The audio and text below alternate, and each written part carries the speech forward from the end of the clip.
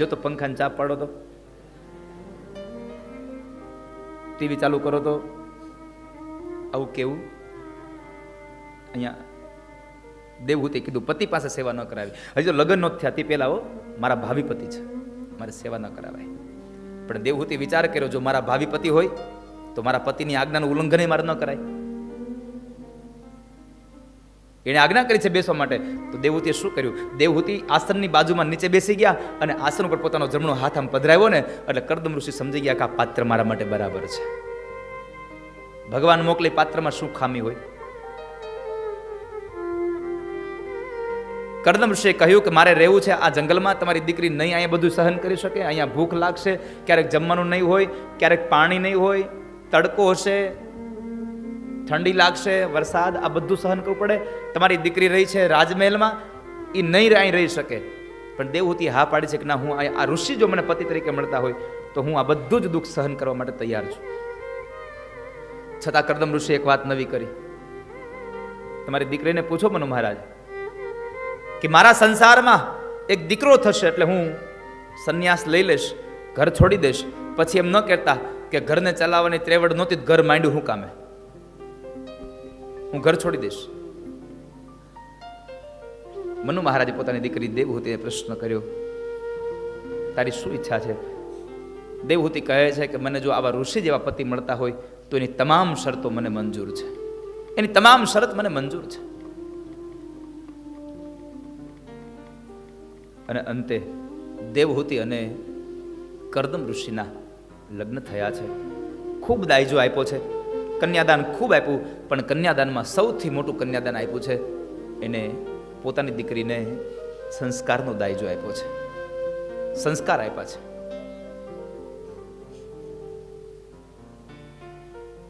દીકરીને કન્યાદાનમાં થોડીક વસ્તુ ઓછી આપો ને એનો વાંધો નહીં આવે, પણ કન્યાદાનમાં સંસ્કાર ચોક્કસ આપજો. કારણ કે તમારી વસ્તુ ઓછી હશે ને પણ એને ઘણી બધી કરીને ત્યાં દેખાડશે જો સંસ્કાર આપ્યા હશે તો.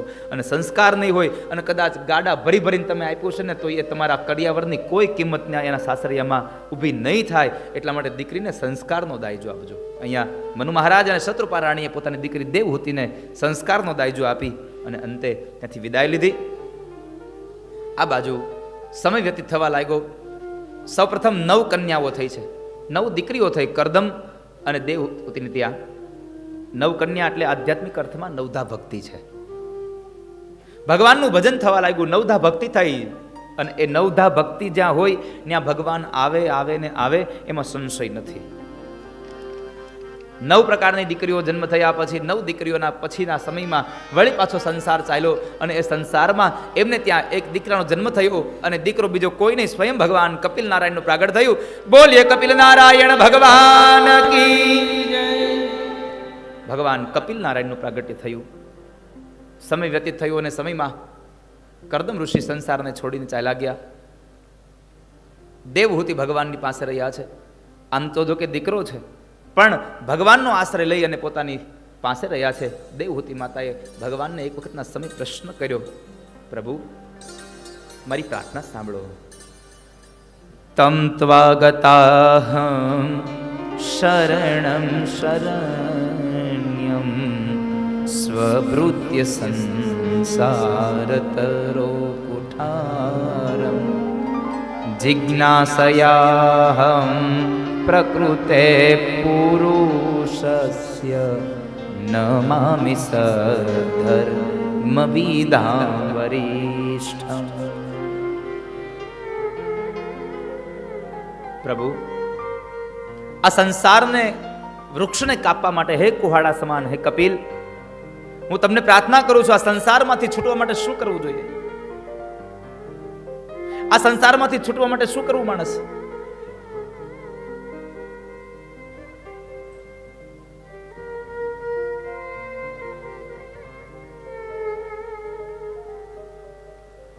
માં, આ સંસારમાંથી છૂટવા માટે એક જ માત્ર ઉપાય છે. શું? માં, સત્સંગ કરો. તમે સત્સંગ કરો, સંતોનો સંગ કરો. સંતોનો સંગ કરો શબ્દ સાંભળ્યા અને એ જ સમયે માતા દેવહૂતિએ પ્રશ્ન કર્યો ભગવાન કપિલ નારાયણને, પ્રભુ તમે સંતોના સંગની વાત કરો છો તો મને એટલી કૃપા કરીને બતાવો આ દુનિયામાં સંત કોને કહેવાય? આ દુનિયામાં સંત કોને કહેવાય?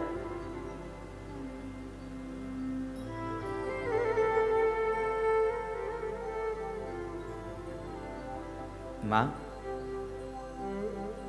સંત કોને કહેવાય સાંભળું બતાવું. આ દુનિયામાં સાચો સાધુ કયો છે?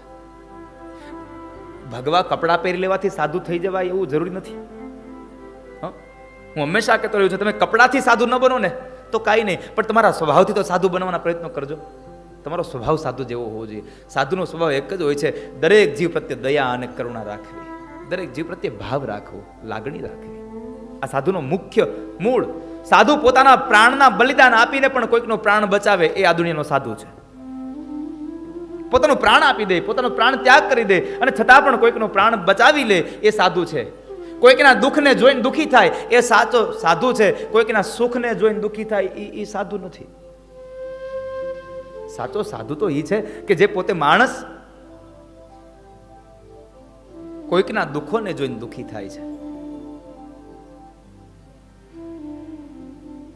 માં, જેની આંખમાં કરુણા ભરી છે, તિતિક્ષવઃ કારુણિકાઃ સુહૃદઃ સર્વદેહિનાં અજાતશત્રવઃ શાન્તાઃ સાધવઃ સાધુભૂષણાઃ. સાધવઃ સાધુભૂષણાઃ. સાધુનું મોટામાં મોટું ભૂષણ છે અજાતશત્રવઃ. કોઈનો શત્રુ નહીં, કોઈનો મિત્ર નહીં. આ સાધુ છે. કોઈ એનો શત્રુ નહીં, કોઈ એનો મિત્ર નહીં. અજાતશત્રવઃ શાન્તાઃ સાધુ સાધુભૂષણાઃ સાધવઃ સાધુભૂષણાઃ. એની સાધના એ જ એનું સાધુપણું છે. એની સાત્વતા, એની સાત્વિકતા એ જેનું સાધુપણું છે.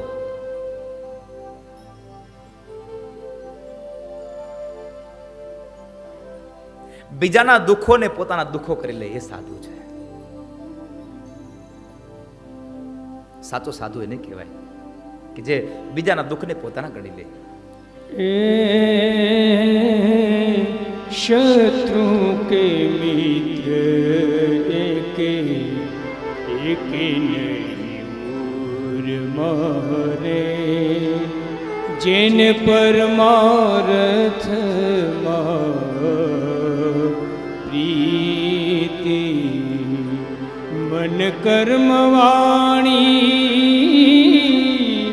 વચનમાં ચાલે રે રૂડી પડે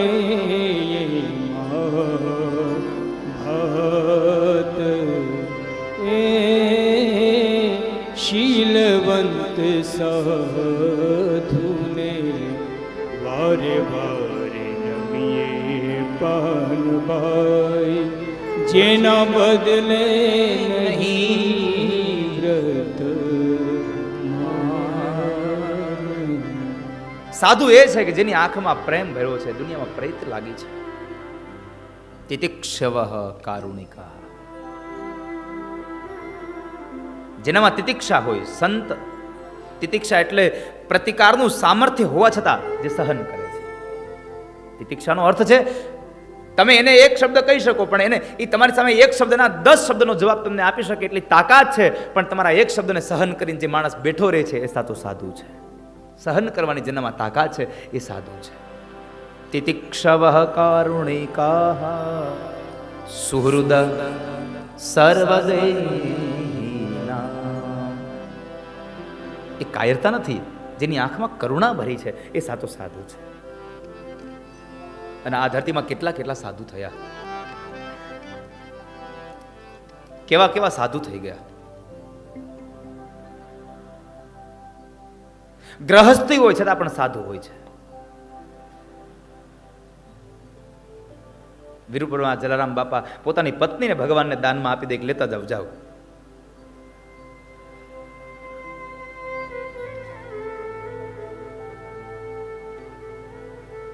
અનેક પ્રકારના સંતો.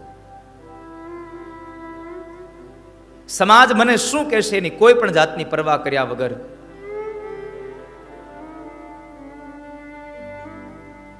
સમાજનું કેમ હિત થાય એની જ માત્ર દ્રષ્ટિ જેનામાં ભરી છે એ આ દુનિયાનો સાચો સાધુ છે. બાકી ભગવા કપડાં પહેરવાથી પછી સાધુ થઈ જાય ભાઈ એવું જરૂર નથી. ઘર છોડ કે બન મેં બાસ કિયો મન બાસના ત્યાગ્યો.